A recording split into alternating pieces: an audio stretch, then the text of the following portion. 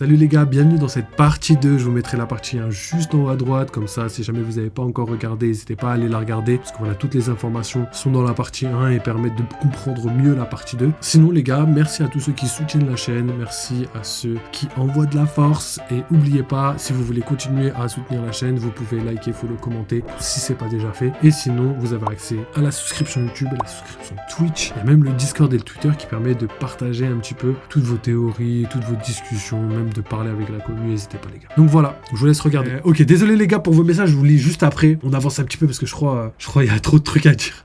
Ok, les guerriers d'Elbaf ont réussi à retenir Loki, alors ils ont eu besoin de la force de tous les guerriers pour le retenir. Franky est choqué qu'il y ait quelqu'un de si puissant qu'il faille la force de tous les guerriers d'Elbaf pour l'enfermer. Et là, bam, coupure, on retourne à Luffy. Dans une double page absolument épique, Luffy trouve un énorme géant attaché avec d'énormes chaînes au milieu de la neige. Ce géant est Loki. Donc voilà, Luffy tombe nez à nez avec Loki. D'ailleurs, théorie validée sur le fait, j'avais deux théories, tout simplement. Je vais essayer d'aller vite. Ma première théorie, c'est que l'équipage des chapeaux de paille soit déjà au sommet de l'arbre dans le village qui habite l'arbre. Bon, là, semi-validé dans le sens où le village dans l'arbre existe bel et bien, mais ils n'étaient pas dans le village en question. Ils étaient au pied de l'arbre, tu vois. Donc voilà, on n'était pas très loin. Par contre, ce que je vous avais dit, c'est que s'ils sont pas dans le village, forcément, ce sera un paysage de glace, parce que voilà, quand on est rentré un petit peu dans le diorama, le monde de Lego, vous avez capté que c'était un paysage magnifique, féerique, tout ce que vous voulez, mais que quand ils allaient sortir du château, il y allait pour moi avoir ce côté surprenant. Et pour surprendre, il faut que ce soit quelque chose qui change de ce qu'on a déjà vu, et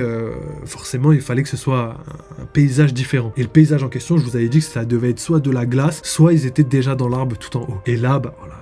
J'avais émis deux hypothèses et les deux ont entre guillemets visé juste. C'était juste un mix des deux les gars. Donc voilà, ça pour vous dire que petite théorie validée, je suis assez content. On continue. Le design de Loki est badass. Loki est un géant mince et musclé. Il a les cheveux très longs avec deux tresses devant et une barbichette sur le menton. Il a quelques tatouages sur les bras, mais on sait pas encore lesquels. Il porte une tenue normale de géant, mais dans sa boucle de ceinture, il a un Jolly Roger avec une couronne. Il porte un casque noir avec deux longues cornes, comme le Loki dans Marvel, légendaire. Il a une hache sur le dos. Enfin, on peut voir que les yeux de Loki sont couverts de bandages. Loki parle à Luffy. Lorsque Loki parle, sa longue langue est pendante comme Doflamingo. Loki dit: nomme-toi. Luffy répond: je suis Luffy, l'homme qui deviendra le roi des pirates. Et Loki dit: roi. Et Luffy répond: où se trouve cet endroit? Qui êtes-vous? Et Loki répond: c'est la terre des guerriers d'Elbaf. Se consacrant à la guerre dans le passé, c'est la nation la plus puissante du monde. Et dans la double page finale épique du chapitre, nous voyons enfin Elbaf dans son intégralité. Après des années d'attente, le nom officiel est Elbaf et non Elbaf. À l'oral, c'est bizarre, mais la vérité c'est que Elbaf, ça s'écrit E-L-B-A-P-H à la fin, au lieu d'un Elbaf totalement lambda. Donc voilà, c'est complètement ouf. Je suis trop content les gars, parce que c'est des informations qui vont servir pour la suite, dans le sens où fable, ça pourrait être fable, mais peut-être inspiré des mots latins, des mots grecs, etc., qui pourraient avoir un lien avec, voilà, vous connaissez, hein, Atlantis, potentiellement pour le continent perdu, ou pas mal de choses dans ce délire là, vous allez comprendre plus tard. On continue. Elbaf est un paysage de montagne avec au centre l'arbre colossal d'Yggdrasil qui les éclipse toutes. Yggdrasil est au moins 12 à 13 fois plus grand que les montagnes. De nombreuses cascades se déversent de l'arbre géant. Ça c'est trop bien, pourquoi? Parce que ça aussi théorie validée les gars, parce que je vous avais dit les gars, on voit des espèces d'arbres derrière, et moi j'avais deux théories. Soit c'était une forêt gigantesque et l'arbre d'Yggdrasil c'était l'arbre plus grand que tous les autres, ou soit c'était des cascades dans le sens où vu que l'arbre est gigantesque, forcément les feuilles sont gigantesques et les cours d'eau etc qui ruissellent sur les branches, là deviennent des rivières, des fleuves, tellement l'arbre est gigantesque, vous avez capté. Donc théorie validée, je suis assez content que des petits détails comme ça se valident, ça fait plaisir les gars. Donc voilà, Yggdrasil a une couche intermédiaire formée par ses branches qui entourent son tronc. Cette couche semble être l'endroit où vivent les géants, car on peut y voir un château majestueux et un village. Il y a aussi des canons tournés vers l'extérieur. Enfin, on peut voir une énorme épée qui transperce la couche centrale et semble s'étendre jusqu'au sol. Dans la dernière image du chapitre, Loki continue de parler avec un sourire malveillant. Et Loki dit quoi? Et je suis Loki, le dieu soleil, qui apportera la fin à ce monde. Donc déjà, l'introduction est colossale. Déjà, il est capturé, il est yeux bandés, il est bandifié. Et en plus de ça, il est en mode je suis Loki, je suis le dieu soleil, je suis le meilleur entre guillemets. et je suis trop fort parce que tous les géants ils ont dû se mettre sur moi pour m'arrêter. Vous avez capté? Donc là, on a vraiment un antagoniste légendaire. J'ai une petite théorie, mais je vous la ferai après. Donc pour terminer, je vous montre un petit peu le dessin. Donc c'est un dessin qui a été fait par les leakers. Donc c'est Ridon qui l'a fait. Et du coup, on va avoir les détails de ce qui s'est passé, tout simplement dans le chapitre, mais en image entre guillemets. Ok, donc voilà. Donc les gars, voilà. Donc Yggdrasil ressemble à ça. Déjà, c'est magnifique. Donc on a bel et bien une strate au milieu qui fait en sorte qu'il y a pas mal de villages, etc., de rivières, de châteaux qui peuvent s'y introduire. En dessous ici, on a ça là. Les pics que vous voyez en bas, c'est des montagnes, les gars. Ça, c'est l'Everest, tu vois. Inoxtag, il a gravi ça, mais il y a ça à gravir aussi, tu vois. Du coup, vous captez un petit peu la différence entre ce qu'il y a en bas et la différence entre ce qu'il y a en haut. Ensuite, on a une épée légendaire gigantesque. C'est la deuxième épée légendaire qu'on voit. La première, rappelez-vous, c'était à Onigashima. Et là, on en a une autre. Et ça, c'est pas la taille d'un géant, les frères. Ça, c'est la taille des monstres qu'on a vus à Thriller Bark. Des monstres, des titans, là. Des Omibozo. Donc, tout ça pour vous dire que j'ai l'impression que pendant le siècle oublié, il y a eu une guerre de titans. Mais vraiment une guerre de géants. Là, l'épée gigantesque, c'est pas la première fois qu'on la voit, c'est la deuxième fois. Et en plus de ça, on a vu des espèces de monstres suffisamment grands pour porter cette épée. Tu vois, ça, il suffit pas d'être Oz pour porter ça. Il suffit pas d'être un géant pour porter ça. Pour porter ça, faut vraiment être un Stremon légendaire, tu vois. Après, c'est vrai que à Onigashima, un Oz aurait pu porter cette épée. Donc après avoir, mais là, ouais, je regardais s'il vous plaît, la taille de l'arbre. Les châteaux, ils sont là-dessus, les villes, les villages sont là-dessus. Je sais pas si Oz fait cette taille-là, mais en tout cas, ce serait vraiment colossal et légendaire. En tout cas, tout ça pour vous dire que, voilà, ça ressemble à ça. Et pour finir un petit peu tout ça, je vais vous lire les dernières informations. Donc voilà, ça c'était une petite représentation d'Elbaf réalisée par des fans un petit peu du manga, des leakers. Et ensuite, en dessous les gars, ça c'est la miniature que j'ai prise ce matin, que j'ai fait faire ce matin pour les vidéos. Donc ça c'est sorti avant les spoils. Et regardez s'il vous plaît l'exactitude de la vision que j'avais par rapport à ce qui est sorti. Et les vidéos sont sorties bien avant la sortie des spoils. Donc voilà, juste pour vous dire que dans ma tête, j'ai demandé à ce qu'on me fasse ça, et la vérité est pas si loin de ce qu'on peut voir dans les croquis réalisés dans le manga. Donc voilà, One Piece sera en pause les 2 prochaines semaines. Oda profitera de cette pause pour se ressourcer et rassembler de nouvelles idées pour le manga. Donc voilà, on a fait le tour des premiers spoils. Donc voilà, donc let's go, petite analyse du chapitre. Donc là cette fois-ci, on va discuter des théories validées par rapport à la chaîne, ce qu'on avait dit, ce qui a été réalisé, ce qui n'a pas été réalisé. Ensuite on fera nos petites théories, et à la fin, on discutera de tout ça. Mais pour revenir en tout cas aux théories validées, déjà premièrement, j'avais émis 2 hypothèses les gars, et c'est ça qui est fou. C'est que premièrement, moi je pensais que quand ils allaient casser le mur, derrière on allait être sur l'arbre, tu vois, directement, et qu'on allait voir l'immensité de l'arbre, la ville qui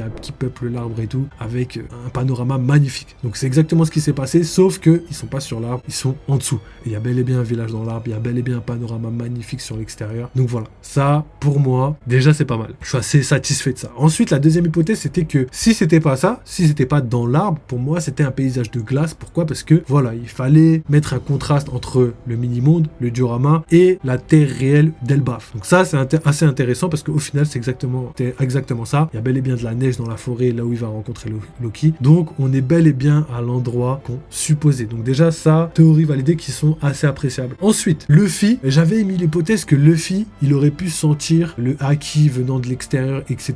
Et je me demandais pourquoi il n'avait pas utilisé son haki de l'observation pour essayer de capter un petit peu toutes les informations qu'il y avait aux alentours. Et au final, il l'avait très bien senti, c'est juste qu'il l'avait pas dit. Il avait très bien senti qu'il y avait des personnes à l'extérieur, tu vois. Donc après, j'avais émis l'hypothèse que potentiellement ils pouvaient pas sentir parce que peut-être ils étaient trop loin, peut-être que les personnes n'étaient pas suffisamment fortes. Donc je vous ai expliqué pas mal de choses pour aller en contradiction avec ça. Mais au final, ça s'est avéré être vrai, et finalement, il a réussi à sentir le haki de quelqu'un à l'extérieur, et ce n'est pas n'importe qui. Ensuite, la blague de l'inflation. Ça, c'était légendaire, les gars. Ça fait 2 jours que je vous fais la blague. Et au final, je vois quoi? Je vois qu'en fait, c'est la réalité. C'est la réalité de One Piece. Je vous dis, ouais, mais en fait, les géants 100 millions d'avant, ça équivaut pas à 1 milliard de maintenant. Et en fait, je trollais, hein. C'était vraiment une vanne. Et au final, il a vraiment intégré l'inflation, les finances, la gestion monétaire dans One Piece.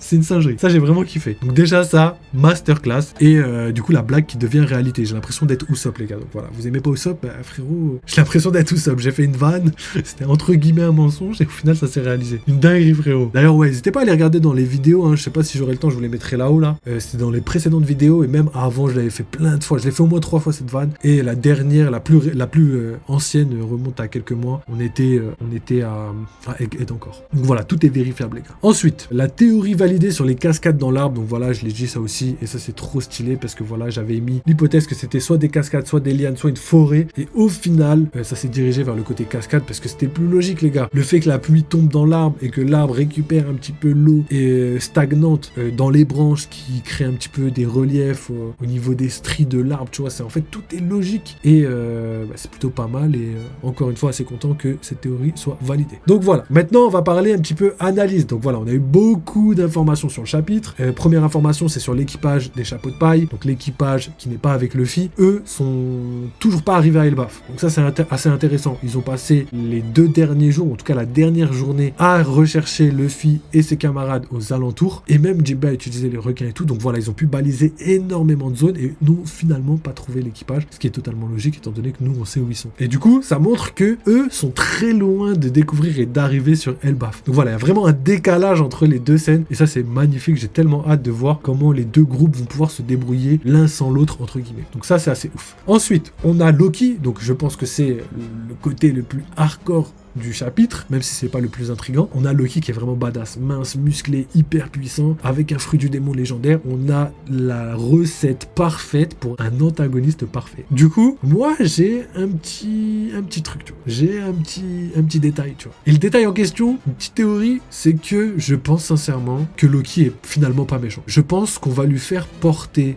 le chapeau du crime du roi, et que ça va profiter à quelqu'un d'autre, et cette autre personne va pouvoir en profiter pour gouverner le royaume d'Elbaf, et va s'en suivre une guerre entre guillemets entre plusieurs clans. Il y aura les clans des personnes qui connaissent la vérité, un petit peu comme à Enies Lobby, à Water 7, et il y aura les autres qui sont malheureusement crédules pour l'instant et qui vont suivre. Et je pense que Luffy va être du côté des méchants entre guillemets, mais qu'au final ce sera le bon côté, un petit peu l'histoire de sa vie, hein, avec les pirates. C'est un pirate, mais pour l'instant Luffy c'est du gouvernement, en tout cas c'est lui le plus gentil. Donc voilà, vous avez capté. Et ensuite on a une chose intrigante, hein, je vais passer à ça avant de passer sur le côté Elbaf. La chose intrigante, c'est que sur le bras de Luffy il y a une espèce de X, et ça c'est aberrant. Pourquoi ? Parce que ça chamboule tout dans One Piece. Donc déjà, c'est une marque qui pourrait dater du siècle oublié. C'est mon intime conviction. Parce que c'est pas logique. Un X, on les a déjà vus par rapport au signe que Luffy s'était fait sur le bras à Alabasta pour montrer son signe d'allégeance, on va dire, au groupe, et aussi prouver que c'est les bonnes personnes et que c'est pas des usurpateurs. Tu vois. Donc, quand vous prenez ça en compte, on pourrait imaginer que Joey Boy, pareil, a forcé, je sais pas moi, peut-être tous les membres de son équipage à se tatouer un X sur le bras pour montrer leur allégeance aux pirates de Joey Boy. Donc, quand on prend ça en compte, on peut se dire assez facilement que ça pourrait être une trace ancestrale. Oubliez pas que Nika vient des fables d'Elbaf, mais pas que Joey Boy a un lien étroit avec Nika de par son fruit et potentiellement de par sa nature. On sait que les boucaniers ont un lien avec les géants, et Joey Boy c'est vraiment la meilleure personne pour devenir un boucanier. Pour les gens qui sont pas d'accord avec ça, sachez juste que les boucaniers c'est les premiers pirates IRL, et qu'ils croyaient en une divinité, et cette divinité elle avait un bâton, elle avait les cheveux en feu un petit peu qui volent au vent, et elle avait aussi les membres désarticulés tel un homme caoutchouc, tu vois. Donc quand vous prenez ça en compte, ça fait quand même beaucoup de choses qui vont dans ce sens-là. Et en plus, le pire, c'est qu'on a vu Joey Boy apparaître vraiment en nombre quand il était en Gear 5 face aux 20 rois. Il avait un pantalon spécial. Et c'est vraiment, espèce de Sarwell, c'est vraiment le pantalon typique des boucaniers à l'époque. Donc vraiment, les chances font qu'on est vraiment très très proche d'avoir un Joey Boy originaire des boucaniers. Peut-être à moitié, peut-être que c'est je sais pas, peut-être qu'il avait grandi sur l'île et que c'en est pas un, mais il a un lien étroit avec les boucaniers, j'en suis intimement convaincu. Donc voilà, ensuite, au niveau de tout ça, je pense que j'ai fait le tour. Là, ce qui va être intéressant, c'est de parler d'Elbaf. Donc voilà, Elbaf, paysage magnifique, paysage gigantesque avec énormément de choses, des châteaux, des villages, une strate un petit peu avec vraiment tout le village qui est à l'intérieur. Ça a l'air d'être une île gigantesque, et encore une fois, on a énormément de choses. Pourquoi ? Parce que on a en même temps des détails qui ne sert pas réellement à l'intrigue d'Elbaf sur le moment, mais qui sert à l'intrigue de One Piece en général. Je parle bien de l'épée gigantesque qui est plantée dans l'arbre géant. Donc quand tu prends ça en compte, tu te dis, mais déjà qui peut porter une épée gigantesque de cette taille? C'est pas possible que ce soit un géant, c'est totalement impossible. Parce que la ville, elle a été faite pour les géants, ça veut dire que la ville, l'épée fait la taille de la ville, et si l'épée fait la taille de la ville d'un géant, même un Oz, pour moi en tout cas, ne pourrait pas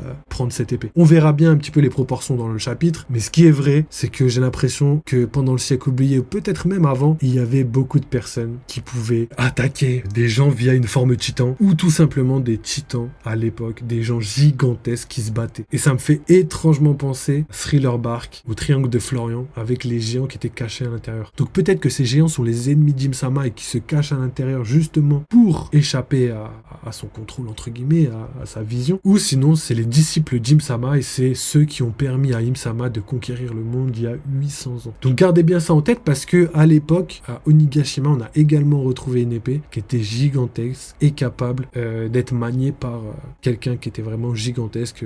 Impossible que ce soit un géant. Potentiellement possible que ce soit un transporteur des pays tel Oz. Après réflexion, la tête d'Onigashima était quand même vraiment balèze. Mais bon, on va dire que c'était un Oni, étant donné les cornes, étant donné beaucoup de choses. Donc voilà, en tout cas, pour l'analyse profonde du chapitre, je pense que j'ai fait le tour. Je sais pas s'il y a autre chose à dire, tout ça, mais dans tous les cas, il y aura la réact au chapitre demain, et on pourra assez facilement discuter tout ça. Donc voilà, je pense que j'ai fait le tour, je vais pas en rajouter. Voilà, pour la team YouTube qui regarde cette vidéo, merci encore d'avoir suivi, merci pour tout votre soutien, n'hésitez pas à follow, à liker, à commenter, parce que voilà, ça nous aide pour le référencement et l'algorithme. Il y a la souscription YouTube, mais aussi la souscription Twitch qui vous permet d'avoir du contenu exclusif. Donc voilà, si jamais ça vous intéresse et que vous voulez aider la chaîne, vous savez comment faire les gars. Donc merci beaucoup. N'oubliez pas, vive les jeux vidéo, vive One Piece.